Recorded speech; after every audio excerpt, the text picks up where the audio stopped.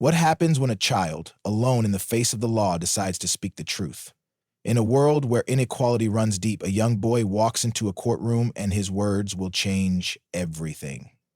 What would you say if the one person you trusted most was taken from you and your world fell apart? In the cold, sterile atmosphere of the courtroom, a young black boy stands alone, trembling slightly under the weight of the moment. He is only 4 years old, but in this room, he feels the full force of the world's injustices.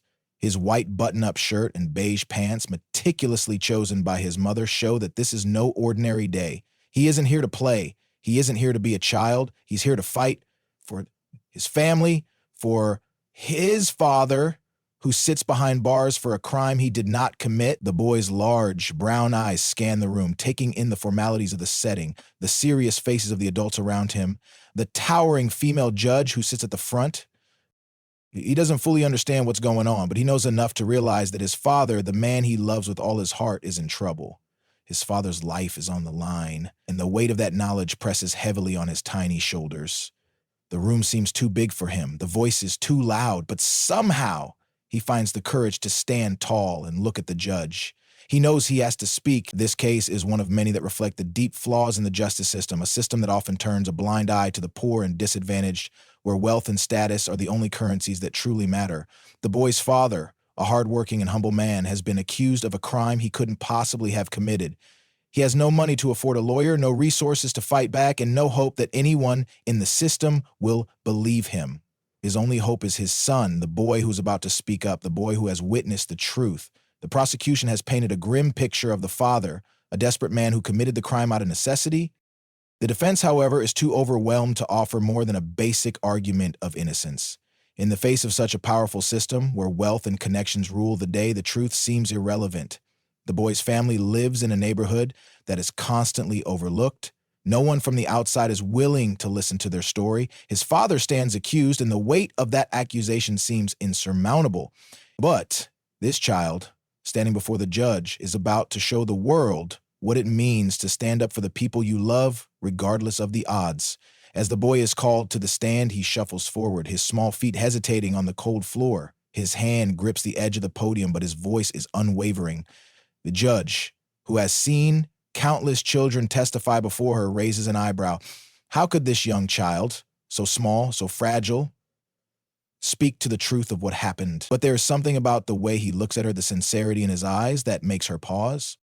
His words come slowly at first, his voice barely more than a whisper, but each word carries the weight of his love for his father, his sense of justice, and his unshakable belief that the truth will come out. Please, ma'am, the boy says, looking up at the judge with big, earnest eyes. My daddy didn't do it. He didn't hurt anyone. He was just trying to help. He's good.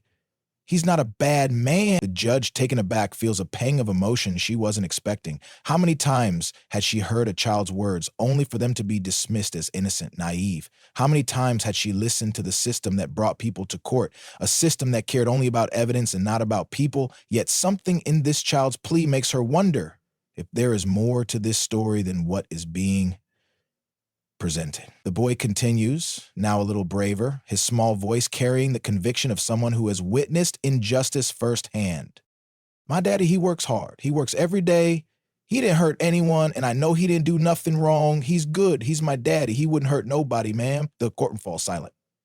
The words hang in the air, piercing the tension like a beam of light breaking through a stormy sky. There is no denying the truth in this child's voice, the purity of his words. It's clear now. This is not a child who has been coached, not a child reciting something learned by rote. This is a boy whose heart has been broken by the accusations against his father, a boy whose love for his father is so deep that he is willing to stand up to an entire system to protect him.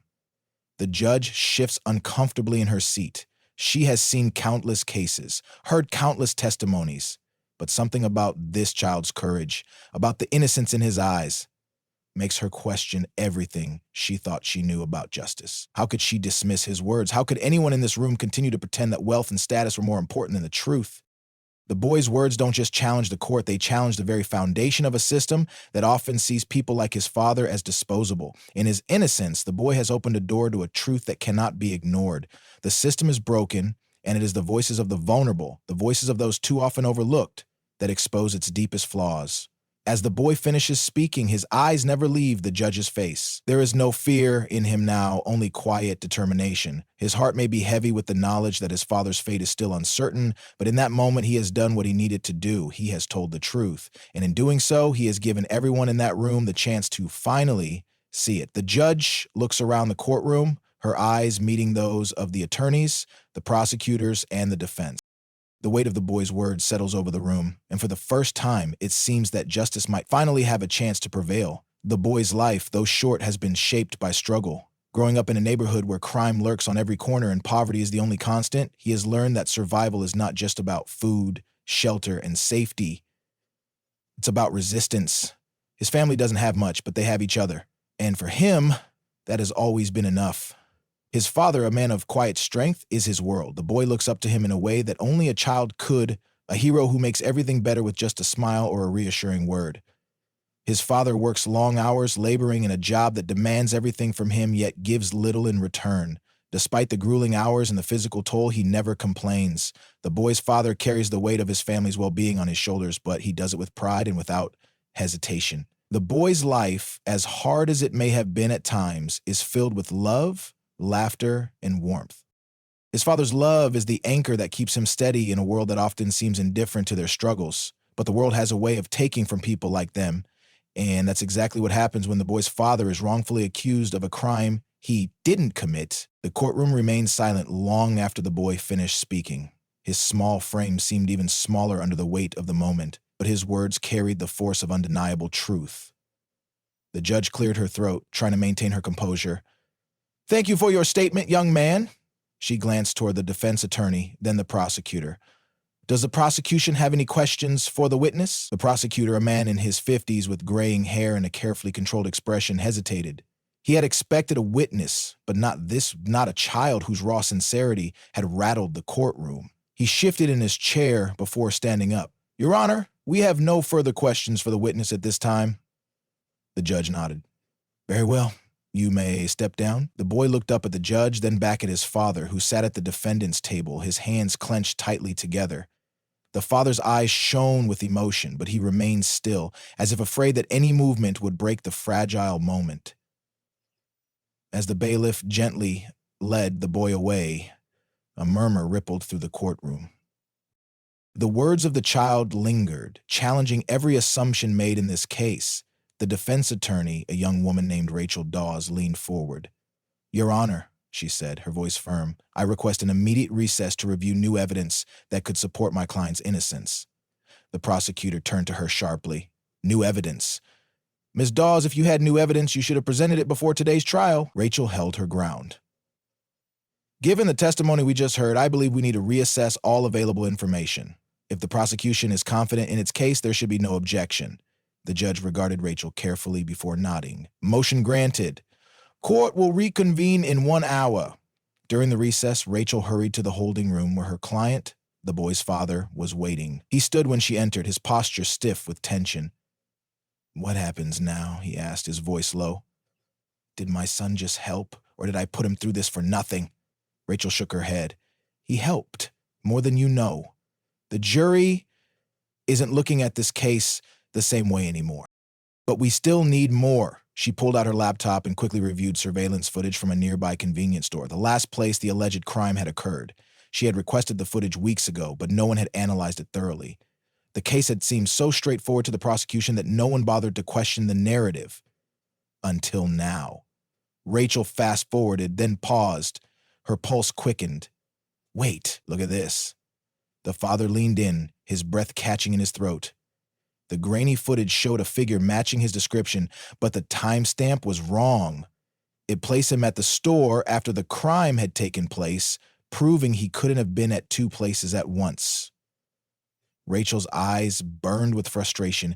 This was here the whole time, buried, overlooked. If they had bothered to check, the father exhaled, his hands shaking. "So what does this mean?" Rachel straightened. "It means we can prove you weren't there. It means your son's testimony was the key to uncovering the truth." And it means we're not walking out of that courtroom without a fight. Back in the courtroom, the tension was palpable. Rachel stood before the judge, the jury, and everyone in the gallery, her voice unwavering. Your Honor, the defense has obtained crucial evidence that directly contradicts the prosecution's claims. She turned to the jury, her gaze steady. This video footage shows that my client could not have committed the crime. He was elsewhere at the time. The system nearly failed him, and if not for the courage of his young son, we might have never questioned the gaps in the prosecution's case. The prosecutor, looking visibly rattled, reviewed the footage, his lips pressed into a thin line. Your Honor, I request time to analyze this footage properly. The judge studied him before shaking her head. The timestamp is clear. This evidence exonerates the defendant. The court will not delay justice any further. A murmur spread through the room as the judge turned to the jury.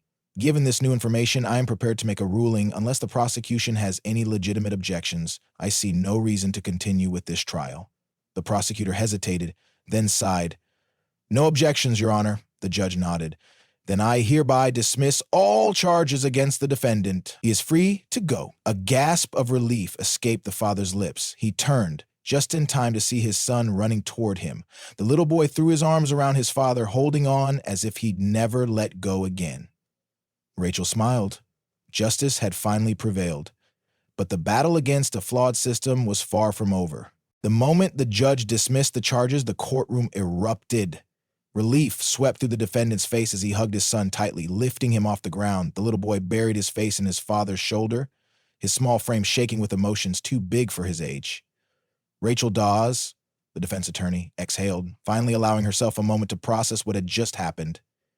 She had fought cases before, but this one had tested her in ways she hadn't expected. Looking over at the prosecution, she caught the defeated look on the prosecutor's face. He knew he had nearly condemned an innocent man simply because the system had deemed him expendable.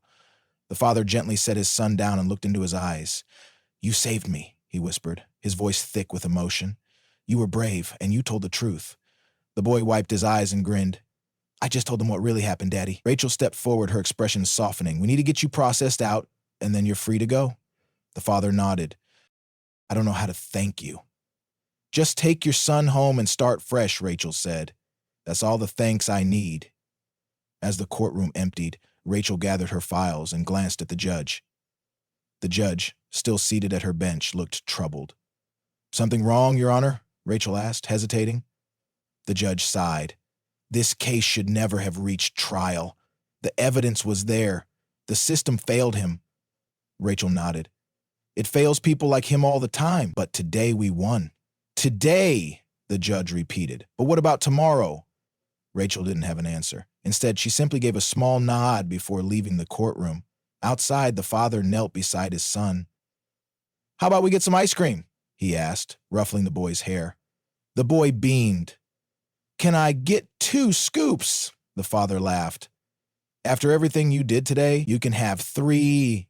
Rachel smiled as she watched them walk away. A small victory in a much larger battle, but sometimes small victories were enough to keep fighting.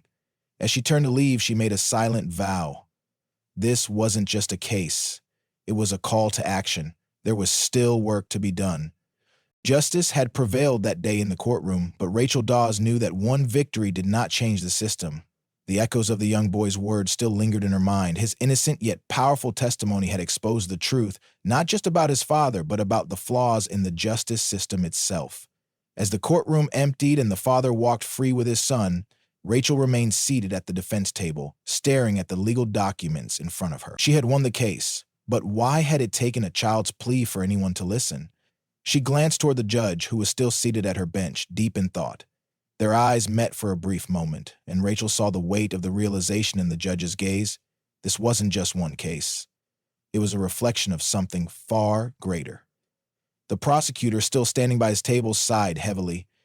You did good work today, Dawes, he admitted. I won't pretend I'm happy about losing, but I was wrong.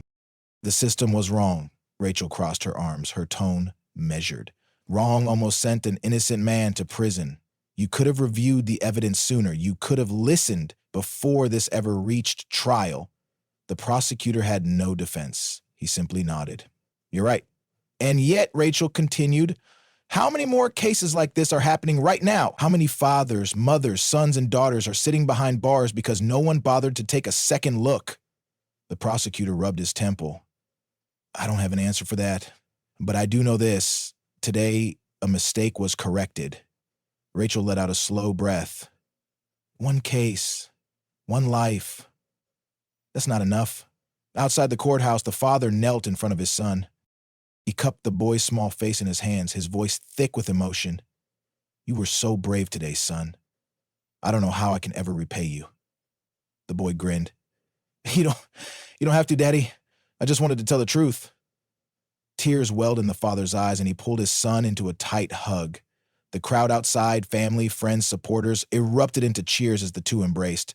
A few reporters had gathered, their cameras capturing the moment. Rachel stepped outside, watching the scene unfold. The weight of the case still pressed on her, but the sight of the father and son reunited was enough to remind her why she fought so hard for moments like this. A journalist approached her. Ms. Dawes, could you give a statement on today's verdict? Rachel glanced at the cameras, then at the father and son, before responding. Today was a victory, but it shouldn't have come to this. An innocent man nearly lost his freedom because of a system that too often prioritizes convictions over truth. If we had a system that truly sought justice, this boy wouldn't have had to stand in a courtroom to plead for his father's innocence. That's what needs to change. The journalist scribbled down notes, nodding. And what comes next? Rachel straightened. We keep fighting. That night, Rachel sat at her desk poring over legal files from past cases. She had taken on so many clients, so many desperate pleas for help, but how many of those cases had gone unnoticed? How many innocent people had already been forgotten? Her phone buzzed. A message from a colleague at the Innocence Project flashed across her screen. You did good today. We should talk about taking on more wrongful conviction cases. Let's make real change. Rachel smiled faintly. The battle wasn't over. It never would be. But as long as people were willing to stand up for the truth, as long as voices like that little boy's were heard, then there was hope. And hope was always worth fighting for.